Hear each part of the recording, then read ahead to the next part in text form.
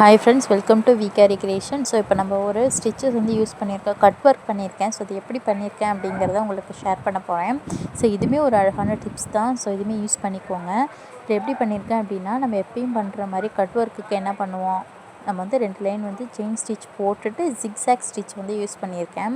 So ஆனால் நான் என்ன பண்ணியிருக்கேன் அப்படின்னா, ஃபஸ்ட்டு வந்து நம்ம சில்க் காட்டன் நம்ம ப்ளவுஸோட மெட்டீரியலை வச்சு எப்பயும் போல் ஃப்ரேம் ஃபிக்ஸ் பண்ணதுக்கப்புறமா பேக்கில் வந்து திருப்பிட்டு லைனிங் வச்சுருக்கேன். லைனிங் வச்சு ஊசியால் எல்லாமே நான் சேஃப்டி பண்ணிவிட்டு அதுக்கப்புறம் வந்து நம்ம இந்த மாதிரி ஜிக்ஸாக் ஸ்டிச்சஸ் வந்து யூஸ் பண்ணியிருக்கேன். ஸோ நான் எது வரைக்கும் யூஸ் பண்ணியிருக்கேன் அப்படின்னா, இந்த ஃப்ளவர் இருக்குது பார்த்திங்களா, அந்த ஃப்ளவர் வரைக்கும் தான் நான் யூஸ் பண்ணியிருக்கேன்.